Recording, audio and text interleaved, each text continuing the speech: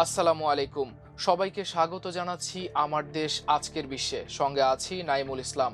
শুরুতেই জানিয়ে দেব সংবাদ শিরোনাম। হাদি হত্যাকাণ্ডে ভারতকে দায়ী করে ৫ দেশে বিক্ষোভ করল শিখরা।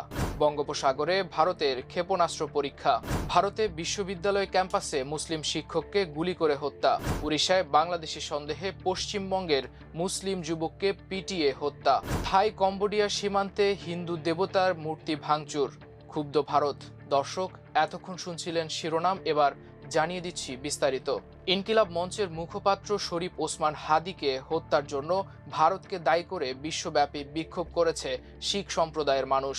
গতকাল বুধবার শিখ ফর জাস্টিস এসএফজে নামের একটি সংগঠনের নামে যুক্তরাষ্ট্রের ওয়াশিংটন, যুক্তরাজ্যের লন্ডন, কানাডার টরন্টো, ভ্যাঙ্কুভার, ইতালির মিলান ও অস্ট্রেলিয়ার মেলবোর্নে তারা বিক্ষোভ করেন।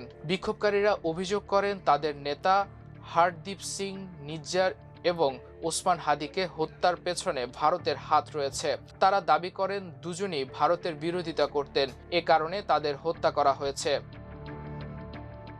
বঙ্গোপসাগরে পারমাণবিক সক্ষমতার এক বিশাল প্রদর্শনী হিসেবে পারমাণবিক সক্ষম সাবমেরিন থেকে একটি মধ্যম পাল্লার ব্যালিস্টিক ক্ষেপণাস্ত্রের পরীক্ষা চালিয়েছে ভারত। গত মঙ্গলবার বঙ্গোপসাগরে পারমাণবিক শক্তিচালিত সাবমেরিন আইএনএস আরিঘাট থেকে K4 ক্ষেপণাস্ত্রের পরীক্ষামূলক উৎক্ষেপণ করা হয়। এ পরীক্ষা চালানো হয় বিশাখাপত্তনমের উপকূলে। ক্ষেপণাস্ত্রটি ৩৫০০ কিলোমিটার দূরের লক্ষ্যবস্তুতে আঘাত হানতে সক্ষম। K4 submarine launched ballistic missile গত বছরের ২৯ আগস্ট ভারতীয় নৌবাহিনীতে কমিশন করা হয়।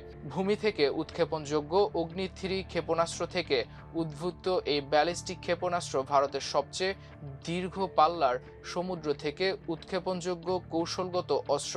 ক্ষেপণাস্ত্রটি ২.৫ টন পারমাণবিক ওয়ারহেড বহন করার জন্য তৈরি করা হয়েছে এবং এটি ভারতের অরিহন্ত শ্রেণীর সাবমেরিন থেকে উৎক্ষেপণযোগ্য। ভারতের উত্তরপ্রদেশের আলিগড় মুসলিম বিশ্ববিদ্যালয়ের ক্যাম্পাসে রাও দানিশ আলী নামের এক স্কুল শিক্ষককে গুলি করে হত্যা করা হয়েছে। বিশ্ববিদ্যালয়ের অধিভুক্ত এবিকে ইউনিয়ন হাই স্কুলের শিক্ষক ছিলেন তিনি। বুধবার রাত ৮টা ৫০ দিকে এ ঘটনা ঘটে। ১১ বছর ধরে এবিকে হাই স্কুলের কম্পিউটার বিজ্ঞানের শিক্ষক ছিলেন দানিশ আলী। তিনি বুধবার রাতে ২ সহকর্মীর সঙ্গে ঘুরতে বেরিয়েছিলেন।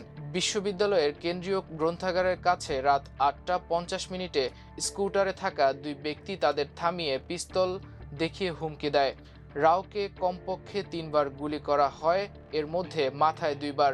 দানিশকে দ্রুত জওহরলাল নেহরু মেডিকেল কলেজে নিয়ে যাওয়া হয়, তবে হাসপাতালে নেওয়ার সঙ্গে সঙ্গেই তার মৃত্যু হয়।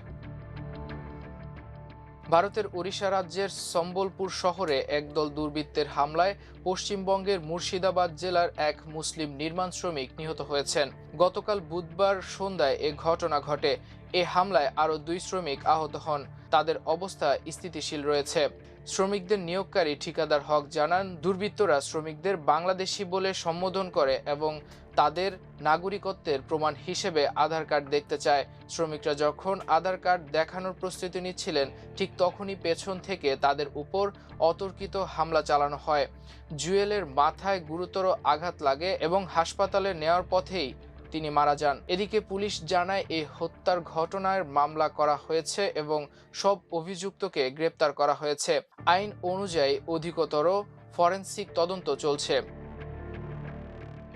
কম্বোডিয়ায় বিরোধপূর্ণ সীমান্ত এলাকায় হিন্দু দেবতা বিষ্ণুর একটি মূর্তি ধ্বংস করেছে থাইল্যান্ড। গত সোমবার থাই সামরিক বাহিনী একটি এক্সকাভেটর ব্যবহার করে বিষ্ণুর মূর্তিটি গুঁড়িয়ে দেয়।